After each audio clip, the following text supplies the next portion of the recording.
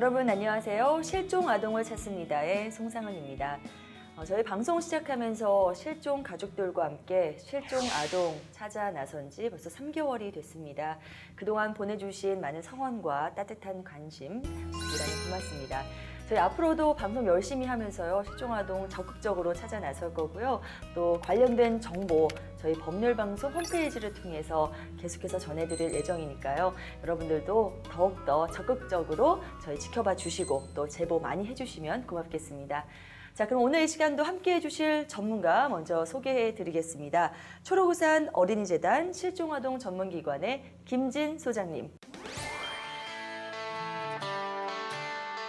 네, 그리고 경찰청 장기실종 추적전담 출신이신 이건수 교수님. 네, 어서 오세요. 반갑습니다. 네, 반갑습니다. 자, 소장님, 얼마 전에 중국에서 있었던 실종 아동과 관련된 소식 오늘 먼저 준비하셨다고요? 네, 중국의 실종 아동과 가족을 찾아주는 바오베이 후이지라는 사이트가 개설이 됐는데요. 이제 그 사이트에 실종 아동도 부모님 가족들도 이제 그 가족 찾기를 원할 경우에 정보를 올릴 수 있도록 되어 있는데 30대 한 남성이 어린 시절에 가지고 있는 어렴풋한 기억으로 이제 본인의 부모님을 찾기 위해서 10살 때 사진을 올렸어요. 그런데 이제 비슷한 시기에 우연히도 그 남성의 부모님도 4살 때 잃어버렸던 아이를 찾기 위해서 사진을 올리게 됐고 이제 그 사이트에서 운영하고 있는 크로스에이징 안면 인식 기술을 통해서 10살의 아동의 사진과 4살의 아동의 사진이 일치한다라고 확인이 돼서 상봉을 하게 된 거죠. 실제로 만났을 때 정말 뭐 가족이었던 거죠? 네네.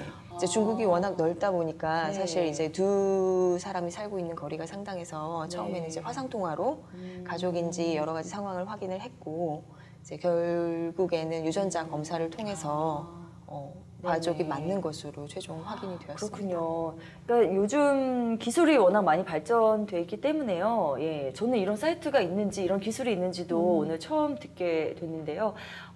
정말 찾고자 하는 의지가 양쪽에서 강하면 이런 기술 통해서 더욱더 가족이 이렇게 상봉하게 되는 날이 빨라지지 않을까 싶습니다. 우리나라 지금 그 실종자 프로파일링 시스템이 저는 최고로 알고 있거든요. 미국, 캐나다, 일본, 어디 나라에 못지않게 지금 현재 시스템이 잘 되어 있고 저는 이 시스템을 우리 중국에 수출하고 싶고 또 하나는 우리가 지금 우리는 유사 매칭을 하고 있거든요. 그러니까 실종자의 얼굴이 사진이 들어오면 우리가 그 실종자 DB에 돌리면 유사한 아이들이 다 뜹니다. 뜨는데 방금 그 말씀하신 중국의 인공지능 안면 인식 기술을 그게 좀 잘 돼 있다면 우리 시스템에 들여오고 싶고 우리는 또 우리 그 시스템을 중국에 보내주고 싶고 좀 협력이 좀 필요하지 않겠나 그런 생각도 해봅니다. 그래요. 가족을 찾을 수 있다면 기술 교류를 통해서 훨씬 더 정확성을 높일 수 있는 그렇게 기술이 개발이 되면 좋겠네요. 정말 수단과 방법을 가리지 말아야 될 것 같고요. 좋은 기술이 있다면 서로 이렇게 좀 교류를 해야겠다는 생각이 듭니다. 그런데 지금 말씀드렸던 사례 말고 또 실제 이야기를 가지고 영화로 제작이 돼서 최근에 개봉이 됐었는데요. 라이언이라는 영화인데 이제 인도 소년의 얘기예요. 인도에서 4살 때 이제 우연한 계기를 통해서 가족과 헤어지게 된 아이가 호주로 입양이 됐는데 이제 이 아이의 어렴풋한 기억 속에 형이 있었고 자신이 살던 동네의 모습이 어땠고 이런 것들이 있는 거예요. 그래서 이제 가족을 찾아야 되겠다라는 생각에서 본인이 기억하고 있는 동네의 이미지를 구글 어스를 통해서 실제로 다 찾은 거예요. 그런데 굉장히 비슷한 동네를 찾게 되었고 그렇게 해서 이제 직접 확인을 하니까 가족들을 만나게 돼요. 가족을 찾고 싶어하는 그 당사자와 이 실종 가족의 의지가 강하고 이런 현대 기술을 잘 활용하면 반드시 찾을 수 있다는 그 믿음을 가지시고 접근하셨으면 좋을 것 같아요. 저희도 오늘 그런 믿음을 가지고 또 이 1시간 같이 진행을 해보도록 하겠습니다. 자, 그럼 오늘 함께 찾아볼 아이들, 시청자 여러분들도 함께 주목해서 살펴보시죠.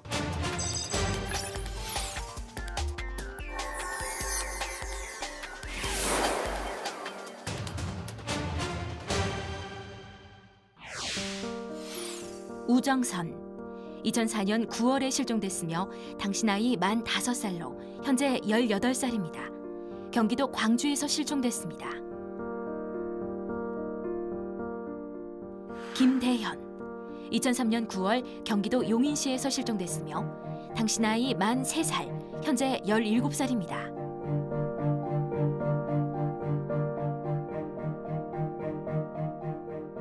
김유석, 2003년 서울 동대문구 답심리에서 실종됐으며 당시 나이 만 7살로 현재 21살이 됐습니다.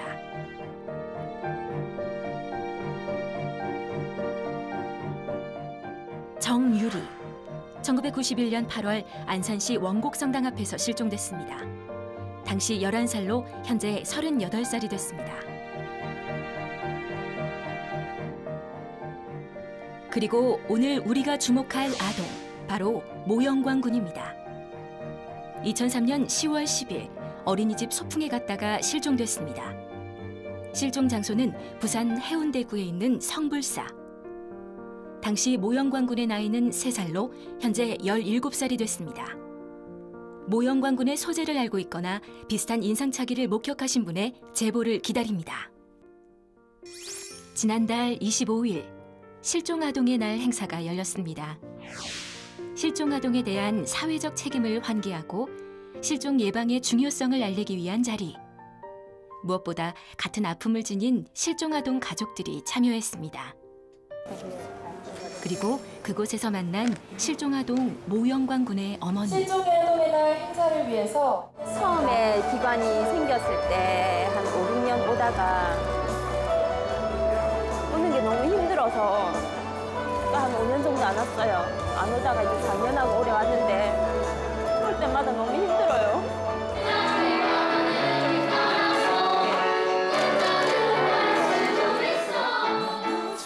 아이를 찾지 못해 매해 이곳에 앉아 있어야 하는 상황이 못내 마음 아팠던 어머니. 아직도 찾지 못한 영광이를 생각하면 미안한 마음뿐입니다. 곧 돌아온다던 너는 거기 불러나가서 아직까지 돌아오지 못하고 엄마와 아빠는 그날 이후에 널 찾는다고 전국 방방곡곡으로 얼마나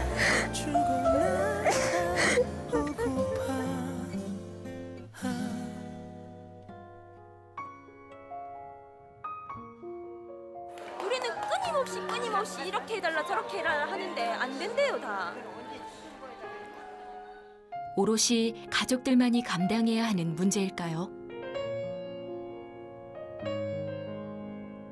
실종 아동, 그리고 그 가족을 위한 관심. 이제 실천할 때입니다. 네, 오늘 저희가 주목할 아동 바로 모영광 군입니다. 스튜디오에는 모영광 군의 어머니이신 박혜숙 씨 자리하셨습니다. 어서 오세요. 안녕하세요. 네. 앞서서 영상 봤다시피요. 예, 그 행사장에서 저도 사실 잠깐 갔었거든요. 근데 그때가 정말 가끔씩이지만 유일하게 실종 가족들과 함께하는 보낼 수 있는 그런 시간인 것 같아서 굉장히 의미 있는 시간을 보내시지 않으셨을까 싶어요. 어떠셨나요? 이번 자리에서는. 매년 행사 있을 때마다 일단 많은 분들이 이렇게 협조해 주시고 도와주셔서 참 감사하기도 하고 내가 왜 이 자리에 있어야 하나 그 생각이 가장 많이 들어요. 내가 왜 이 자리에 당사자로 있어야 되지? 그래서 한동안은 그게 너무 괴로워서 또 몇 년 동안은 제가 참석을 안 했다가 또 최근에 이제 또 참석을 하게 됐어요. 네, 맞아요. 또 현장에 있어 보니까 확실히 의지되는 면도 있지만 같이 이제 목 놓아 오시는 그런 모습들을 봤을 때 예, 그런 여러 가지 감정들이 저도 어렴풋이나마 좀 느껴지더라고요.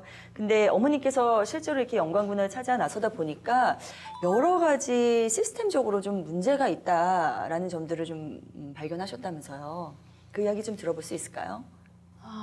일단 2003년 10월 10일 날 아이가 잃어버려져서 네. 경찰에 신고를 했고 네. 경찰에서는 뭐 단순 미아다. 그러면 우리는 어떻게 해야 됩니까? 다른 경찰서에서 뭐 미아를 찾았다는 연락이 올 때까지 기다리시면 됩니다. 제가 보기에는 단순하게 잃어버린 그냥 울면서 놀다가 뭐 울면서 이렇게 내려갈 상황도 아니고 이 상황은 분명히 유괴 납치의 그런 가능성이 있는데 그 부분 수사를 못 해주십니까? 그랬더니 유괴 납치 전화가 안 오면 유괴 납치의 성립이 안 된다. 그래서 그냥 미아 단어도 그 미아라는 단어를 계속 쓰시는 거예요. 그냥 아이가 스스로 잃어버린 그런 상태로 단정 지은 거죠. 그렇죠. 거기 이제 소풍 간 장소에서. 그리고 뭐 혹시나 이제 유괴 납치의 가능성이 있어서 우리는 아이를 지금 당장 찾아야 되는데 저희 가족에 대해서 다 이제 뭐 이것저것 이제 신문하시고 탐문하시고 혹시나 우리 가족부터 뭐 여러 가지 뭐 나쁜 감정을 가진 사람들이 있었는지 주위에 뭐 이런 거 다 수사하느라고 저희는 지금 아이를 찾아야 되는데 거기 또 며칠을 보내시고 또 유괴 납치일 가능성이 혹시나 계속 제기를 하니까 그때서야 마이크 뭐 집에 전화기 이래 달아가지고 며칠 있다가 또 한번 기다려보자 해서 하루 기다려보더니 뭐 전화 없으니까 또 이거는 미안하다. 그리고 또 일주일 흘러가고 그러면 이제 어떻게 해야 합니까? 이러니까 뭐 알아서 이제 전단지 만드시고 현수막 만드셔서 알아서 찾으러 다니시면 됩니다. 아이고. 이러는 상황인 거예요. 실종 시점과 그런 그 초기에 그 초동수사 조치를 어떻게 했느냐 그런 부분이 참 중요한데 2003년도에 법적 어떤 그런 조치 미비 또 경찰력의 그 과감한 투입이 좀 이루어지지 않았다는 것에 대해서 안타깝기도 하고 참 속이 많이 상하기도 하죠. 모형광군 꼭 가족의 품으로 다시 돌아올 수 있게 되길 바라며 저희는 모형광군의 사연에 조금 더 집중을 해보도록 하겠습니다. 자, 우선 모형광군의 실종되던 그날 어떤 일이 있었는지 실종 당시 상황부터 함께 만나보겠습니다.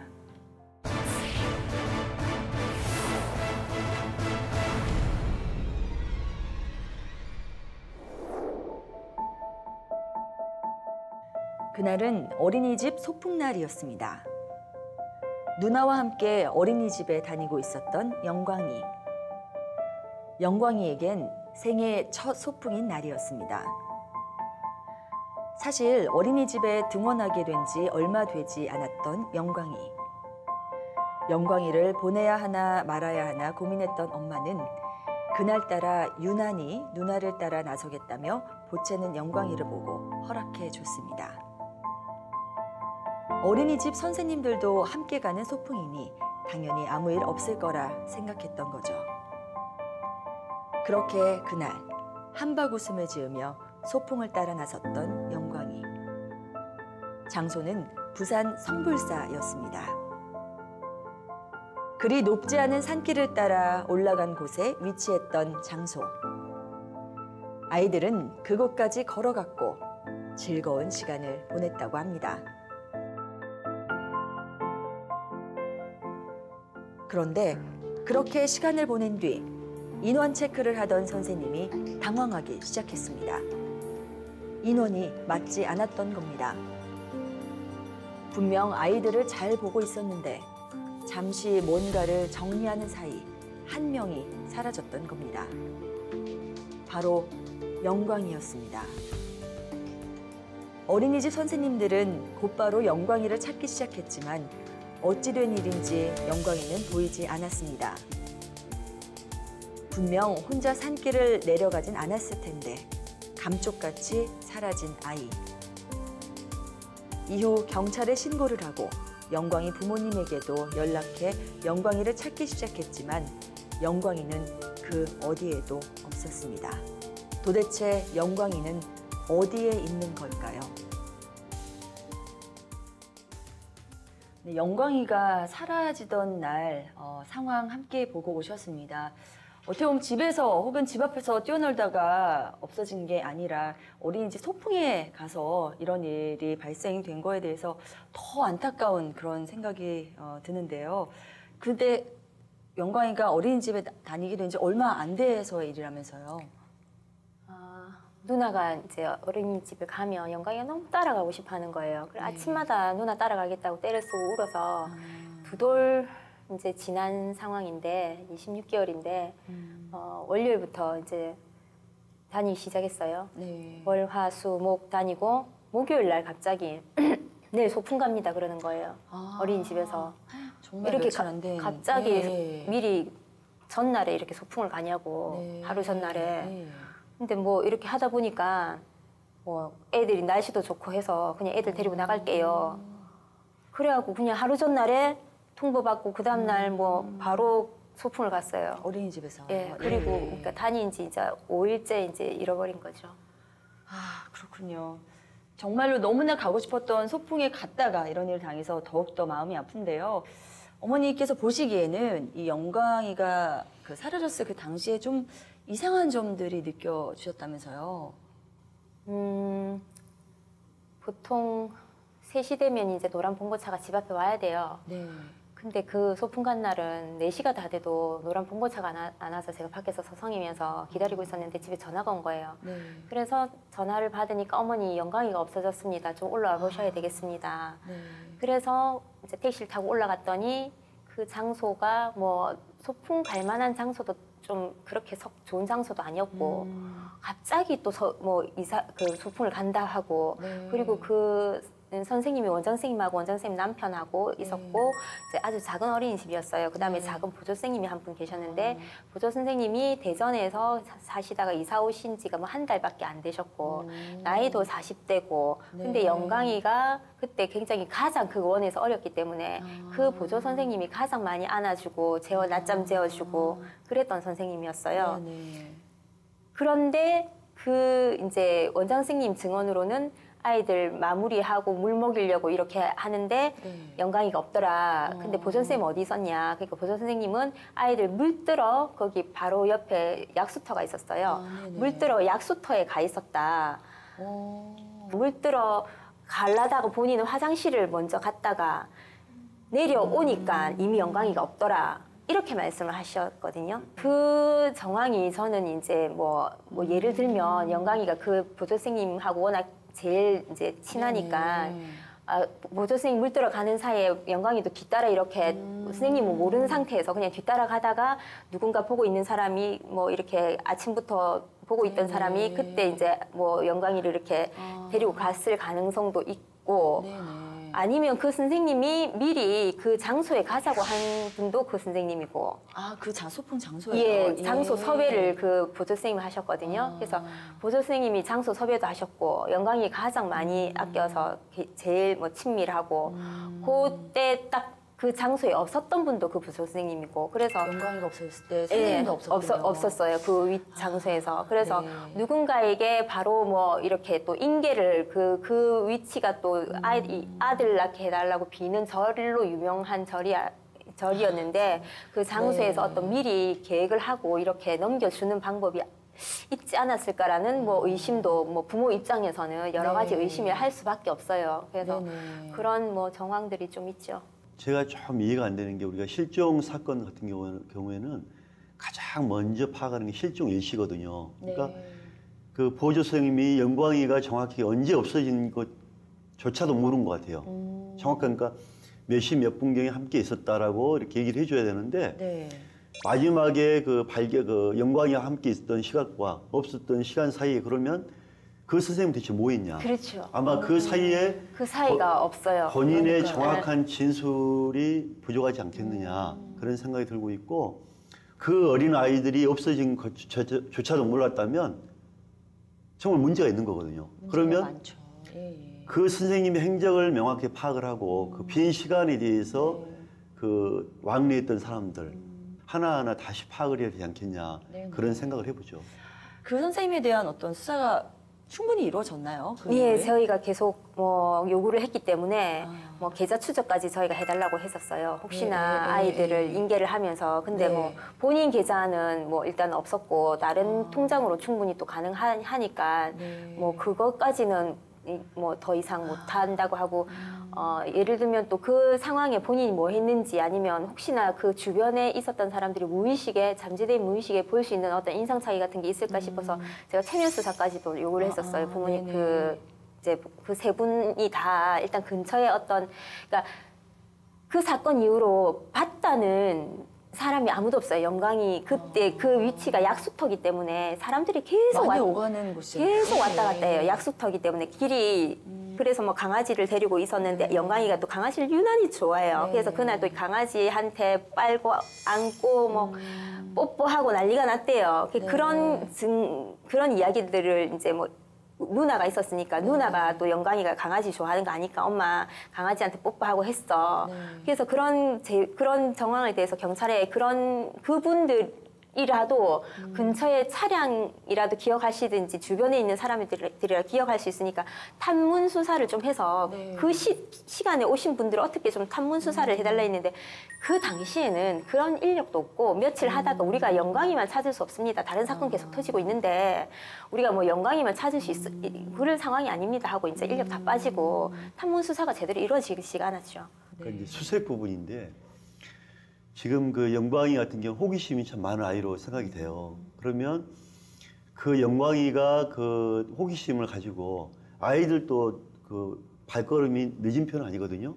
아이들도 이렇게 순식간에 없어지고 또 어느 지점에 우리가 생각지 못한 지점에 가 있기도 해요. 그러면 그 산에 대해서 전체적인 수색을 했는지. 수색도 한 3일, 그러니까 그 뒤로 언론이 또 이제 하니까 한 3일 후인가 뭐 한 4일 후에 이제 개 풀어서 수색을 한번 이제 펜스가 산이 있었고 펜스 쫙 쳐져 있어서 혹시나 실족사나 뭐 이런 게 있었을까봐 하고 그 바로 밑에 또 초등학교가 있었는데 그쪽 그 푸세식 화장실이 또 있었어요. 거기도 이제 다 수색을 해달라 저희가 요구를 해서 다 수색을 하고 수색도 일단 경찰 서류에는 이만큼 두꺼워 영광이 것만 해도 이만큼 두껍게 할 만큼은 했다고 생각을 하는데 사실은 이제 예를 들면 그때 수색했던 사람이 저한테 또 이야기를 뭐 댓글 같은 거를 이제 지금도 남겨요. 제가 그때 수색하던 사람이었는데 경찰이었는데 그냥 수색해라 하니까 그냥 한 바퀴 씩 돌면서 담배 피우고 내려왔어요. 이런 이제 제가 댓글을 받아요. 그 시대는 그냥 지금 같은 이런 분위기가 아니었고 아유 뭐 또 나 잃어버렸는갑다 뭐 해라니까 위에서 지시 내리니까 뭐 한 바퀴 돌고 시간 때우고 오자 이런 젊은 애들 또 경찰 마인드로 그래서 지금이었으면 제가 좀 더 신경을 썼을 텐데 그때는 그래 했습니다라는 댓글을 제가 또 보기도 하고 했거든요. 영광이 그 소지품 중에 가방이나 신발 같은 거 전혀 발견이 안 됐죠? 전혀 발견 안 됐어요. 안 그래도 그날 이제 영광이 신발이 워낙 예송이랑 영광이가 막 푹푹 자라서 제가 조금 큼직한 신발을 사줬어요. 그리고 찍찍이가 좀 잘 떨어져서 제가 제일 마음 아픈 게 좀 야무진 신발 신겨주고 좀 예쁜 옷 입혀서 보낼 걸 그냥 편하게 어릴 때는 그냥 편하게 노는 게 최고라고 그냥 뭐 체육복 입혀 보냈는데 그 신발이 만약에 뭐 이렇게 걸어 내려고 가든지 많이 산에서 신발이라도 뭐 발견되면 그런 것도 없었어요. 근데 신발이 좀 헐렁했어요. 네. 이제 못 찾은 상황에서 긴 시간을 보내다 보고 여기저기 이야기를 듣다 보면은 기다리고 있는 가족의 입장에서는 정말 별의별 생각과 함께 여러 가지 가정들이 계속 이어지면서 더 괴롭게 되길 마련일 텐데요. 어머니께서 어쨌든 굉장히 열심히 찾아 나서시면서 방송 출연도 몇 번 하셨다고 이미 전에요. 들었어요. 그러면서 그 방송 출연하시면서 제보 전화도 많이 받으셨다면서요. 10월 10일 날 잃어버리고 10월 중순경에 아침마당에 나갔어요. 10월 20 며칠경에. 그러면 얼마 안 돼서. 아침마당에 이제 급하게 가고 한 일주일 후에 이제 전화가 한 통 오는데 그 시절에는 핸드폰이 아니어서 그러니까 폴드폰이 스마트폰이 아니어서 녹음 기능이 없어서 녹음기를 항상 애기 아빠가 부착을 하고 다녔었어요. 근데 애기 소리만 나는 웅울웅울하는 애기 소리만 나는 아빠 뭐 이런 소리만 나는 전화가 왔어요. 그래서 아빠가 여보세요 영광아 여보세요 이러니까 아빠 이래도 끊긴 거예요. 그래서 그 위치를 찾아보니까 이제 저희가 해운대 재송동이라는 곳에서 살았고 해운대 이제 반송이라는 곳에서 공중전화에서 왔다는 걸 추적을 이제 해서 거기를 그러니까 지금 같으면 또 더 발달이 돼서 구석구석 지문을 좀 찾았을 텐데 그 시절만 해도 이 울퉁불퉁한 곳에서는 지문 찾기가 어렵습니다. 그래서 그냥 뭐 위치는 여긴데 너무 뭐 전화기도 울퉁불퉁하고 근데 왜 이렇게 전화번호를 눌린 그것도 안 됐냐고 그래도 그것도 울퉁불퉁해서 못 한다고. 그리고 이제 그 전화번호는 이제 이미 방송을 통해서 나간 제보 그 전화번호였던 거죠? 방송도 많고 저희가 네. 전단지를 부산시내 안 붙인 데가 없어요. 그래서 그래요? 그 애기 아빠 전화번호를 전화번호는 누구나 다 알 수 있었던 거고요. 그 전화를 했던 사람이 다시 한 것 같은 그런 전화는 그런 건 없었나요? 그 아이 데리고 있으니 돈 내놔라는 전화를 그때 받았었거든요. 네네. 그때 청장님하고 식사 중이어서 바로 이제 뭐 이래 수사팀을 꾸려서 잡게 됐죠. 네. 저 같은 경우에도 영광이 10월달에 그때 잃어버리고 그 다음 해 이제 또 영광이 동생을 가졌었는데 그런 전화가 워낙 많이 와서 시달려가고 유산까지 하고 좀 그런 일도 많았었어요. 아, 이렇게 가족들에게는 너무나 가혹한 일이잖아요. 이런 장난 혹은 사기는 정말 하지 말아야 될 것 같은데 이런 사람들 좀 엄정하게 처벌해야 되는 거 아닌가요? 그 제 개인적 생각으로는 네. 그거는 그 실종 아동 부모님 정말 마음을 갈기갈기 찢어놓은 행동이거든요. 그러니까요. 이 엄벌이 쳐야 되고 용서가 저는 솔직히 용서가 안 돼요. 특히 지금 이런 그 협박범에 대해서는 우리가 3년 이하의 징역 500만 원 이하 벌금이지만 상습성이 인정되면 폭력 행위를 처벌하는 법률로 그 3년 이상으로 하는데 좀 형량을 강화해가지고 엄벌이 쳐야 된다고 저는 생각합니다. 예. 실종 가족들의 마음을 울리는 이런 일 앞으로는 정말 다시 일어나지 않았으면 좋겠습니다. 자, 저희가 이번에는요, 그 영광이의 어린 시절 그 모습, 어머니께서 갖고 있는 사진으로 한번 볼까 하는데요. 제가 방송 들어오기 전에 이 사진 보고 정말 울컥했어요. 그 실종된 날, 소풍 갔을 때 사진을 갖고 오셨더라고요. 나무에 매달려 있는데 이렇게 해서 보여드리면 그러니까 이 남편 선생님 때 이렇게 같이 아이들이랑 놀아주는 나무 가지에 매달려 있는 건데 처음에는 이제 누나가 매달려서 노니까 영광이는 누나 하는 건 다 따라해요. 누나 하는 건 무조건 다 따라해야 되기 때문에 본인도 하겠다고 해서 이렇게 매달려 줬다고 선생님께서 이야기를 하시더라고요. 자, 이 사진은 같은 날 사진인 것 같아요. 그 옷, 이 체육복에 그려져 있는 이 만화 캐릭터가 그때 굉장히 아이들이 좋아하는 그런 만화 캐릭터라서 이 옷을 굉장히 좋아했어요.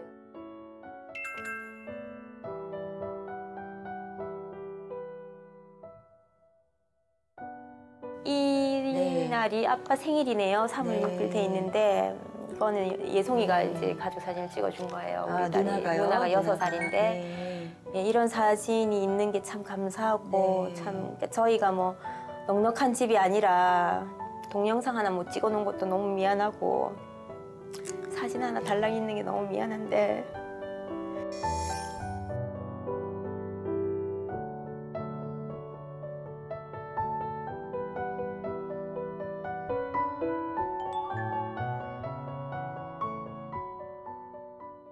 모영관 군 2003년 10월 부산에서 실종됐습니다. 당시 나이 한국 나이로 4살이고요. 3돌도 안 된 그런 어린 나이였습니다. 하지만 보셨다시피 아주 똘똘하고 그리고 의사표현 충분히 할 수 있는 그런 아이였고요.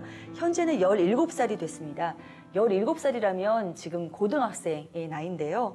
영광이는 현재 어떤 모습으로 변해 있을지 저희가 그 추정 사진도 함께 만나보겠습니다.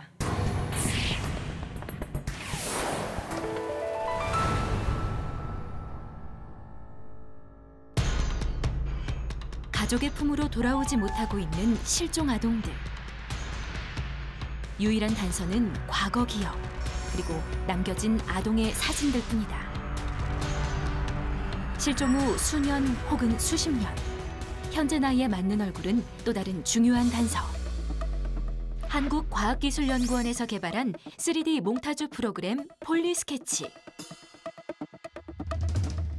과거 사진으로 실종 아동의 현재 얼굴 추정이 가능하다.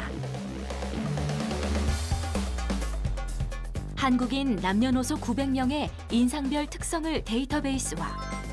눈, 코, 입 길이와 얼굴형 같은 신체 특징부터 인상과 나이에 따라 나타나는 주름살이나 피부색 같은 얼굴 특성도 반영되는 프로그램.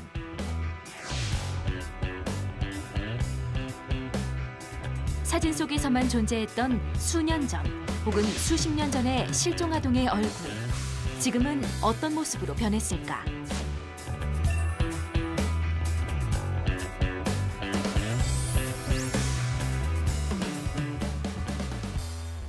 어머니께서는 어린 시절에 영광 군의 얼굴을 딱 떠올렸을 때 가장 특징적인 거로는 뭐를 꼽고 싶으신가요? 입술이 얇아요. 누나랑 아빠랑 다 입술이 얇고 인중이 약간 긴 편이고요. 어머니도 입술이 약간 얇고 그러신 것 같아요. 예. 인중이 조금 긴 편이에요. 예. 그다음에 눈썹이 굉장히 짙어요. 누나도 그렇고. 눈썹이 매우 짙은 것 같아요. 네. 그리고 눈이 일단은 굉장히 반짝반짝거려요. 그 호기심이 굉장히 많고 눈이 일단은 뭔가 아침에 눈을 뜨면서 한 바퀴 샥 돌아보면서 오늘 무슨 개구진 일을 시작할까 정말 뭔가 호기심이 너무 많았어요. 네. 자, 그러면 현재 모습으로 추정된 사진 한번 보시겠습니다. 자, 어머니 지금 이 사진 오늘 처음 보시는 거죠? 네. 예. 그 어떠세요? 이렇게 자라 있을 것 같으신가요? 예. 약간 낯설고요. 친구 아들들 아기 때랑 그 중학교, 고등학교 그 사진을 늘 계속 제가 자세히 유심히 봐요. 친구 아들들의 어떻게 중학교 정도. 근데 지금 딱 중학교에서 고1 올라가면 아직 앳된 얼굴 그런 게 남아 있어서 그런 거는 맞는 것 같고 입술이 조금 더 얇을 수도 있겠다. 누나는 더 얇은 편이거든요. 그리고 귀는 전혀 안 닮았어요. 귀요. 네. 그 어머니께서 누나랑 그 영광군이랑 좀 많이 닮았는데 누나도 굉장히 동안이라면서요. 네. 아무튼 좀 볼살이 네네. 굉장히 좀 많은 편이에요. 그래서 이렇게 갸름한 얼굴이 아니라 포동포동 어릴 때부터 늘 포동포동하고 커서도 지금 대학교 1학년인데도 볼살이 안 빠져요.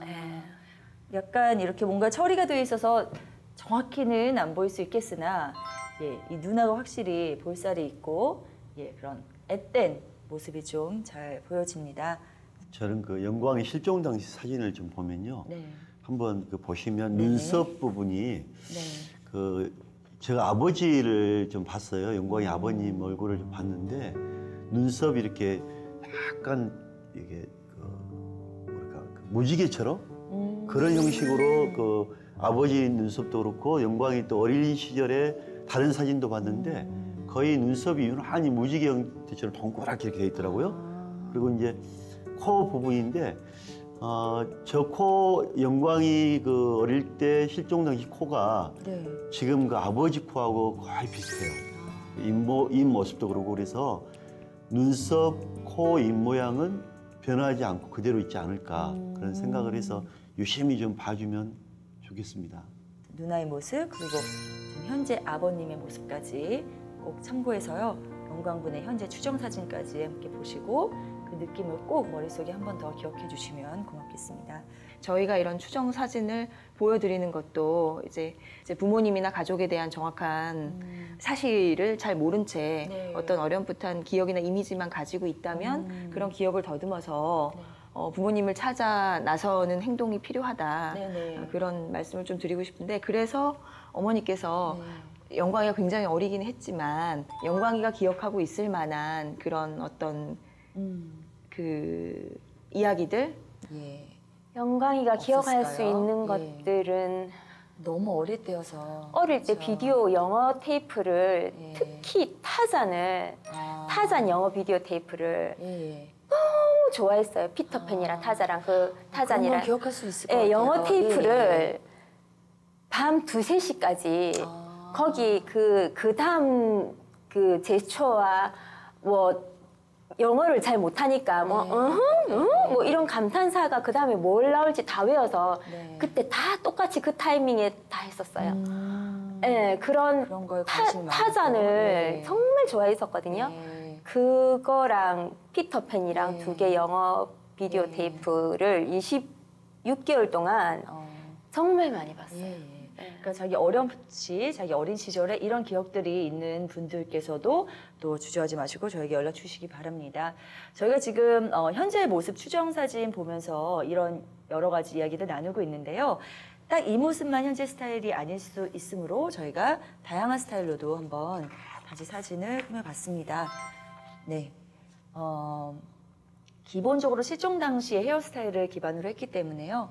아까 보신 사진 그리고 다른 헤어스타일과 안경을 꼈을 때 지금 꼭 머릿속에 한 번 더 기억을 해주시면 고맙겠습니다. 그 누나도 그렇고 저희가 다 눈이 나빠요. 아빠도 그렇고 다 안경을 끼거든요. 그래서 안경 착용할 가능성이 굉장히 높고요. 눈이 나쁠 가능성이 굉장히 높고 모씨가 중국 성이거든요. 그래서 순수 한국이랑 약간 달라요. 약간 그 코 부분이나 이런 그 얼굴이나 턱 같은 부분이 약간 길면서 점점 남자 우리 사촌들도 점점 길어져요. 어릴 때는 좀 짧았는데 그러면서 성인이 되면 될수록 얼굴이 굉장히 이렇게 길어지면서 모씨 성이 약간 이렇게 얼굴이 한국 이 형상이랑 약간 달라요. 그래서 그 부분이 내가 이 형제들이랑 뭔가 조금 다르다. 뭐 피부도 굉장히 까무잡잡한 편이에요. 굉장히 까무잡잡하고 피부 결도 저는 이렇게 얇고 피부가 흰 편인데 굉장히 좀 두툼해요. 피부 결도 그런 것들. 그다음 털이 굉장히 많아요. 아 그래요? 털이 아빠 닮아서 또 모씨 집안 사람들이 털이 좀 많은 편이거든요. 그래서 피부가 맨질맨질한 피부가 아니에요. 그렇군요. 지금 굉장히 중요한 그 신체적인 이야기들을 많이 해주신 것 같아요. 이거는 한국 사람들 모두에게 흔히 일어날 수 있는 일은 아니기 때문에 주변에 비슷한 사연을 갖고 계시는 분이 있으시거나 아니면 저 이야기가 내 이야기인 것 같다. 뭐 한 가지 단서라도 상관없습니다. 한 가지라도 맞으시는 분이 계시다면 주저하지 마시고 저희에게 꼭 연락 주시기 바랍니다. 어머니 이제 저희가 많은 이야기를 들어봤어요. 이렇게 어려운 걸음 해주셔서 너무나 감사드리고요. 마지막으로 우리 시청자 여러분들께 하실 말씀이 있다면 한 말씀 부탁드릴게요. 혹시 주변에 저 집에 아이가 없었는데 갑자기 뭐 좀 들어온 것 같은 아이를 키우는 것 같은 그런 주변에 사람들이 느껴지신다면 사실 그런 분들이 제보를 한 번씩 하시면 아니면 어떡하나 싶어서 또 한 번 상처를 주지 않을까라는 생각에 또 굉장히 참다가 제보 주시는 분들도 계시기도 해요. 근데 그 단서 중에 저희는 영광이가 있을 수밖에 없기 때문에 조금 저 집에는 조금 뭔가 의심되는 부분이 있다 싶으시면 좀 제보를 부탁드리고 일단 본인이 뭔가 조금 의심스럽다. 좀 어릴 때 내 사진이 없네. 좀 뭔가 조금 느낌이 그러네 하면 주저하지 마시고 한번 그냥 혼자서 살짝 경찰서에 가셔서 한번 그 DNA 채취만 한번 하시면 되는 거라 그냥 살짝 한 번만 오셔서 해주시면 정말 감사하겠습니다. 그래서 꼭 영광이 찾을 때까지 저는 절대 포기 안 할 거고요. 그래서 꼭 만날 수 있을 거라고 저는 믿고 있습니다. 네, 그 믿음 꼭 현실이 될 겁니다. 여러분들 많이 도와주시길 바라겠습니다. 자, 두 분도 이렇게 함께 하셨는데요. 어머니께 마지막으로 힘내시라고 한 말씀씩 해주시면 좋을 것 같아요. 영광이 같은 경우 지금 17살이잖아요. 대부분 제가 이제 한 15년 정도 하면서 느낀 점은 아이들이 그 부모를 찾겠다고 나타나는 나이가 20대 중반 이후입니다. 20대 초반 이후는 없었던 것 같아요. 20대 중반 이후로 아이들이 이제 부모를 찾겠다고 나타나기 때문에 영광이도 분명히 나타날 거라고 생각을 합니다. 영광이 해외에 있던 국내 입양돼 자라든 아마 분명히 나타날 거라고 생각되기 때문에 희망을 잃지 마시고 늘 힘내시기 바랍니다. 빨리 나타났으면 좋겠네요. 회장님께서도 한 말씀 해주시죠. 영광이 지금 실종된 지 15년 정도 됐는데 이제 어머님을 늘 뵙고 있으면 그 실종 당시의 그런 슬픔과 분노와 아픔을 고스란히 지금도 여전히 가지고 계셔서 늘 그때처럼 영광이를 찾기 위해서 노력을 굉장히 많이 하세요. 근데 이제 저희가 압류된 건 그렇게 하다 이제 몸도 마음도 다 어느 순간에 상해서 혹시 쓰러지시지는 않을까 그런 걱정들을 많이 하는데 이제 마음 잘 다스리셔서 포기하지 않고 영광이 찾을 수 있도록 하실 수 있으면 좋겠습니다. 네. 그 어머니 아직 젊으시잖아요. 그리고 딱 지금 상황에서 해야 할 일을 확실하게 아시고 굉장히 중요하고 딱 포인트가 될 만한 단서를 정확하게 던져주시고 저는 그걸 느꼈거든요. 어머니의 이 피가 있는 우리 영광군이라면 이 영광군도 어디에선가 굉장히 똑똑하게 부모님을 잘 찾아 나설 수 있지 않을까 싶고 그날이 빨리 왔으면 좋겠습니다. 마지막으로 어머니께서 영광군에게 하실 말씀 영상 통해서 띄워 보내드리는 것 그거 함께 하면서 어머니와는 여기서 인사 나누도록 하겠습니다. 어머니 오늘 대단히 고맙습니다.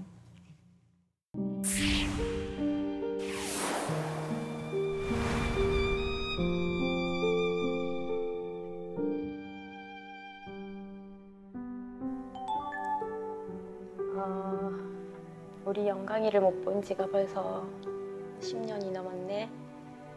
이렇게 오래 못 볼 거라고 생각 못 했는데 영광이가 아직까지 우리는 소풍에서 너무나도 행복한 시간을 보내고 있을 거라고 생각해.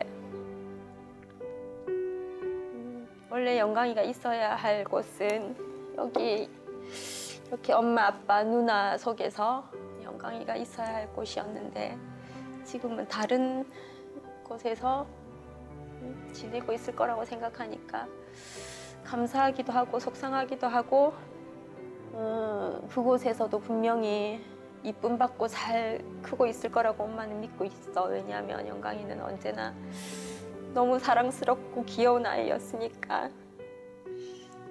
영광이가 자라는 모습을 못 봤다는 게 너무너무 속상하고 우리는 언제나 네가 이곳에 있는 거라고 믿고 지금 생활하고 있거든. 언제든지 와도 우리는 언제든지 네가 이 자리에 있었던 것처럼 환영하고 네가 있어야 할 곳은 여기야. 우리 가족. 네가 영광이란 이름이 아닌 다른 이름으로 불려질지라도 너는 모영광이고 너는 멋진 아빠 아들이고 네가 있어야 할 이 자리에 다시 꼭 오는 그날을 위해서 엄마는 너를 찾으러 다닐 거고 꼭 찾을 거고 우리는 만날 거라고 믿는다. 만날 때까지 건강하고 다음에 꼭 만나자.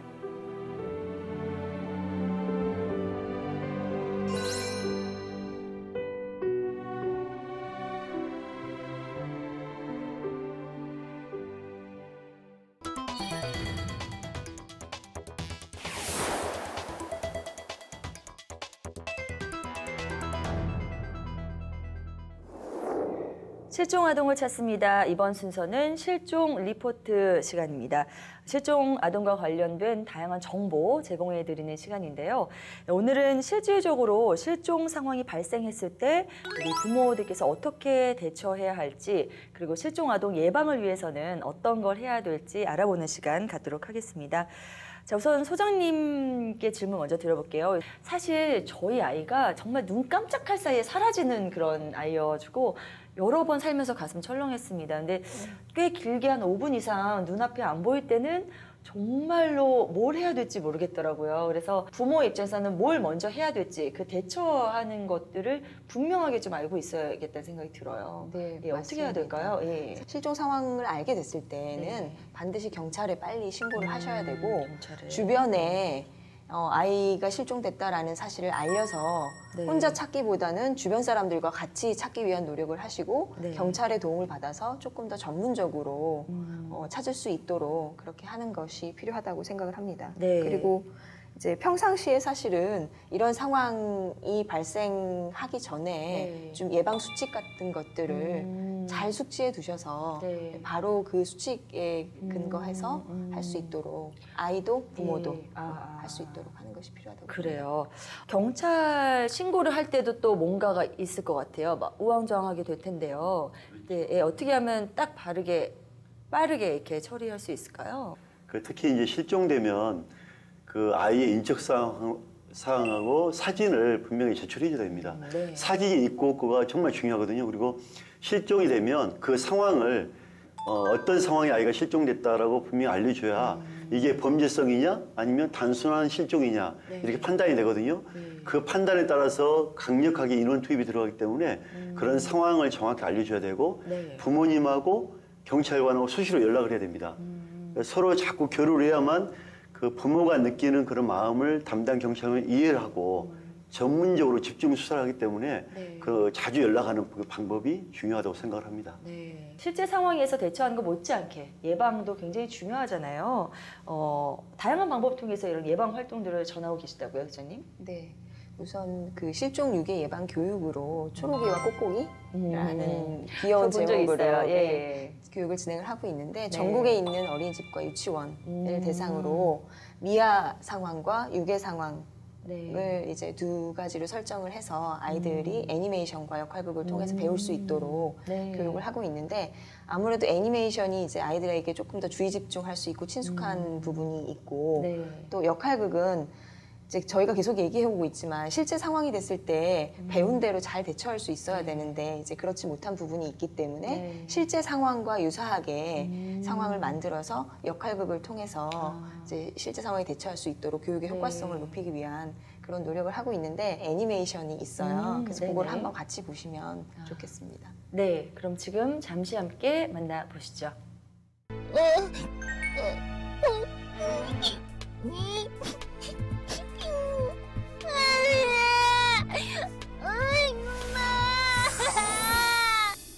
걱정 마, 내가 도와줄게.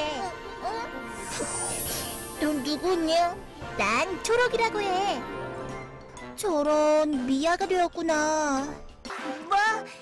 내가 미아? 그럼 빨리 돌아다니면서 엄마를 찾아봐야겠어. 안 돼. 다른 곳으로 가지 말고 엄마를 잃어버린 그 자리에 가만히 서 있어야 한다고. 왜? 왜냐하면 너희 엄마도 너를 찾고 있기 때문이지. 이렇게 제자리에 서 있지 않고 움직이면 너를 찾고 있는 엄마를 지나칠 수도 있고, 그러다 전혀 모르는 곳으로 가버리면 엄마는 너를 더 찾기 힘들어지거든. 혹시 부모님 전화번호는 알고 있니? 당연하지. 누굴 바보로 알아? 010. 이상하다. 알았었는데. 그게 안 나. 괜찮아. 지금처럼 무서운 상황에서는 알고 있었던 것도 잘 생각이 안 날 수가 있어. 여러분은 부모님의 이름과 전화번호를 기억하고 있나요? 이제 너는 집에 못 가는 거야? 아니야. 주위 사람들에게 도와달라고 해보자. 은행원 아저씨는 바빠 보이시네. 그 옆에는 친절해 보이는 할아버지, 그리고 힘이 세 보이는 아저씨가 계시고, 아이랑 같이 있는 아주머니랑, 그리고 경찰관 아저씨. 누구에게 도와달라고 해야 할지 모르겠어. 어떤 사람에게 도움을 청하는 게 좋을까요? 먼저 은행처럼 큰 가게에서 일하는 사람에게 도움을 요청할 수 있고, 아주머니도 내 상황을 이해해줄 수 있기 때문에 도움을 요청할 수 있어. 그리고 경찰 아저씨는 내가 어려움에 처할 때마다 언제든지 도와줄 수 있지. 오늘 배운 것을 천천히 떠올려보자. 첫째, 길을 잃었을 때는 제자리에 멈추기. 둘째, 부모님의 이름과 전화번호를 10번씩 생각하기. 셋째, 그래도 부모님이 나타나지 않으면 다른 사람에게 용기 내어 도와달라고 말하기. 꼬꼬가! 엄마? 어디 갔었어?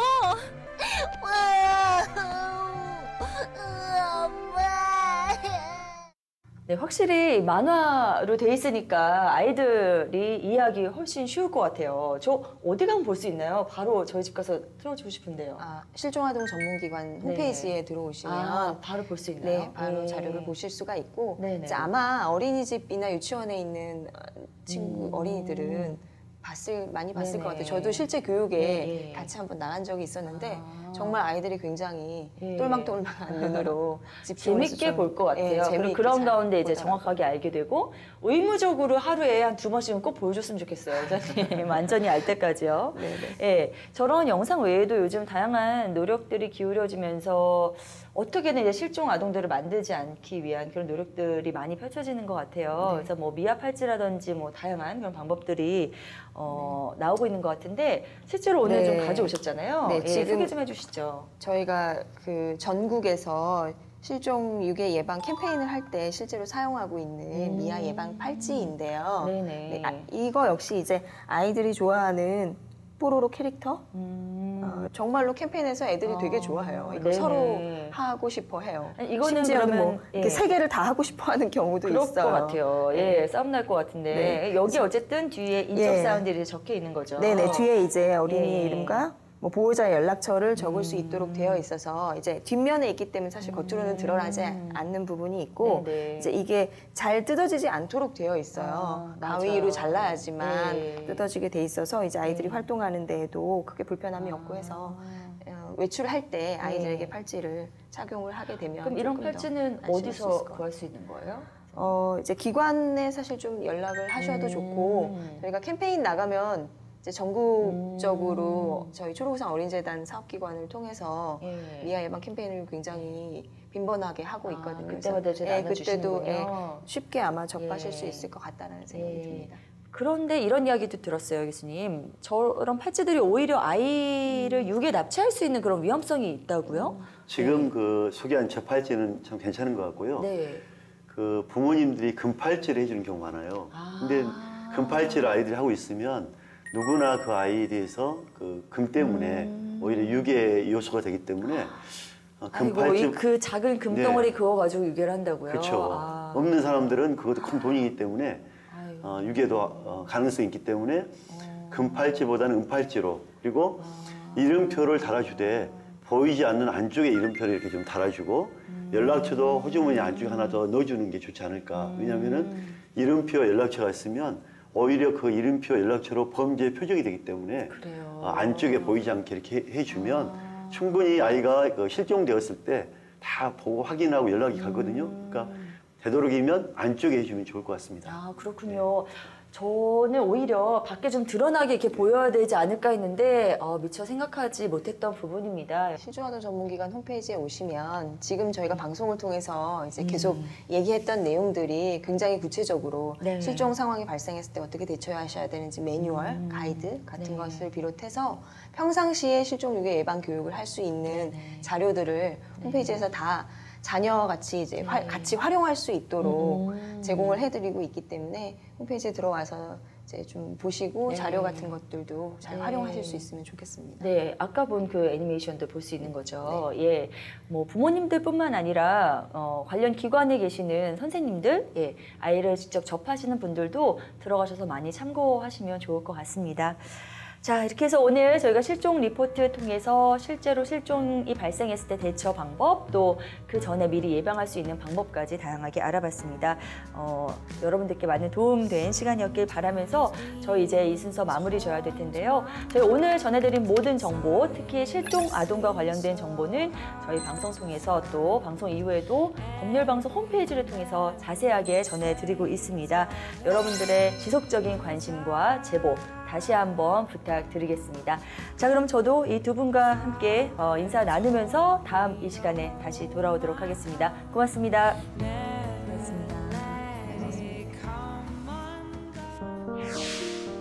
우정선 2004년 9월에 실종됐으며 당시 나이 만 5살로 현재 18살입니다. 경기도 광주에서 실종됐습니다. 김대현 2003년 9월 경기도 용인시에서 실종됐으며 당시 나이 만 3살, 현재 17살입니다.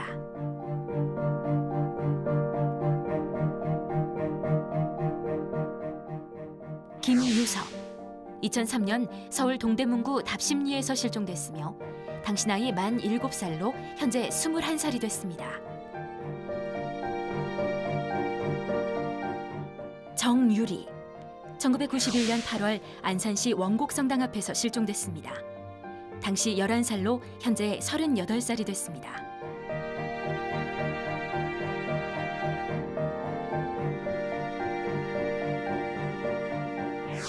그리고 모영광 군입니다. 2003년 10월 어린이집 소풍에 갔다가 실종됐습니다. 실종 장소는 부산 해운대구에 있는 성불사. 당시 모영광 군의 나이는 3살로 현재 17살이 됐습니다. 실종 당시 모습과 현재 17살이 된 모영광 군의 모습을 유심히 봐주시기 바랍니다.